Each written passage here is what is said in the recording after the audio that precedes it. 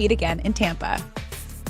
I think that's what you got to not fall into, is that, oh, this is the way it worked last year, so this is the way it'll be this year. And the reality is everything's different. Improve your routine, improve your communication with your teammates, with your coaches. Not allow your mind to really, fall into this position that you make this assumption that just because you did something in February that you'll do it again next February, because that's not the reality of football. It's way too competitive. It's too close. Yeah. I mean, the bottom line is the average score in this league, it's a 3.5 to 4 point differential. Again, I said it yesterday. The Jags beat the Colts last year. The Jets beat the Rams. Mm-hmm.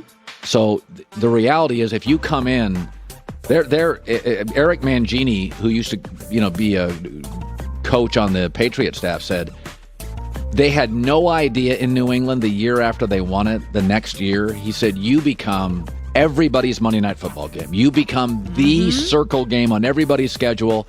He goes, this coaches scheme. They stay up later. Yeah. And it's just, so you're going to get, last year, in a weird way, Tampa kind of, even with Brady, snuck up on people. They slid under the radar. Yeah, we thought the Packers and the Saints would be better, Kansas City, so those days are over. They are front and center on everybody's schedule. But Tom's used to that, and if anybody can win back-to-back, because he's done it before, it's Tom Brady. Yep. Alex with the news. Well, that's the news. And thanks for stopping by. The Herd Line News. Jim Jackson played 14 years and watching college football for 40 years. I've loved it for 40 years, regardless of how we determine a national champion. I like the quality of the content. I like the teams. I like the stadiums, the fans. I think it's a little bit of an alternative to the NFL, even though it increasingly looks a little like the NFL. I have two strong opinions on this college football playoff. Number one, this playoff is going to mean some teams will play 17 games. It's officially time to pay the players. I've always been somebody that believes name, image, likeness.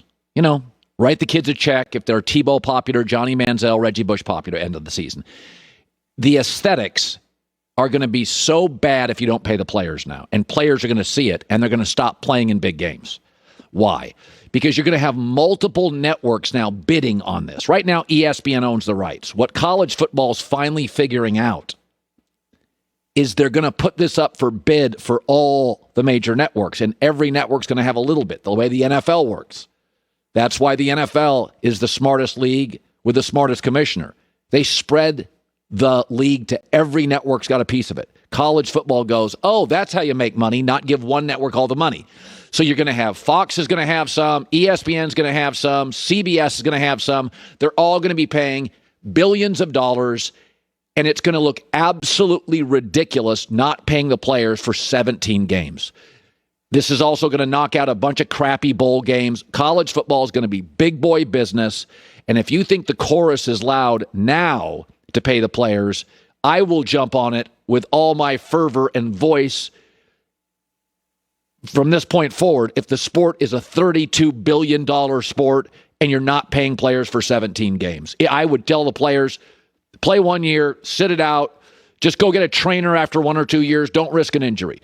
You got to pay them. Beyond just name and image likeness, this is the kind of deal that's going to get all the college kids at some level are going to get paid. Men, women, boys, girls, whatever, gymnasts, football players. This is basically it's March Madness on steroids. It's going to be a massive deal. It's time to pay the players. The second thing is, for God's sakes, it's not going to change the landscape. Bama's still going to be good. The SEC is still going to dominate. You're going to have 8 teams with a chance to win the national championship. What about the exposure? What about the exposure to those teams? Exposure is only valuable if you're good. If you go on Shark Tank and you're an idiot, the exposure's not good. If you go on The Voice or America's Got Talent and you have no talent, people make fun of you. Exposure is only great when Alabama's winning 40-8. It's great for Alabama. It's bad for Coastal Carolina that gets rolled. This idea that exposure is going to change the landscape. You can only win in college football usually one way. You got to recruit the best players. And have you ever noticed who's got all the national championships? It's schools that are within 75 miles of hot recruiting bases. Bamas and Clemsons and USCs and Oklahomas and Ohio State. They're around a bunch of players. They have massive brands. The exposure is not going to change anything. It's not going to change anything. If Alabama's already beaten people by 20 in the semis now. Now they're going to have 2 other games to steamroll people by 40. You think I'm going to sit there as an 18-year-old kid and go, Alabama just beat Cincinnati by 38. Boy, that makes me want to go to Cincinnati. No. College football's got the same exact teams winning now that won forever. There's a couple of programs over the last 25 years that have snuck in. Oregon. How? Phil Knight, the richest college booster in America and the most brilliant. All the marketing with Oregon. So Oregon was not a top 15 program 25 years ago. Phil Knight's money and influence is the only reason they're there. If there's no Phil Knight, Oregon's winning 7 games a year like they were pre-Phil Knight. That's about the only way to sneak in. Or you get this legendary coach. Kansas State for years had a guy named Bill Snyder who was just absolutely brilliant, and he made them relevant. The minute he left, they stink again. So exposure doesn't mean anything. The same teams are going to win. College football has always been a have and have-not sport. Look who's winning today. Who's winning was 50 years ago. Ohio State, Notre Dame, Georgia, Alabama, Oklahoma. Same teams. By the way, Clemson won a national championship when I was a kid. Now they're good again. So my 2 big, strong opinions. This is going to get players paid, and they should be. You can't ask people to pay 17 games.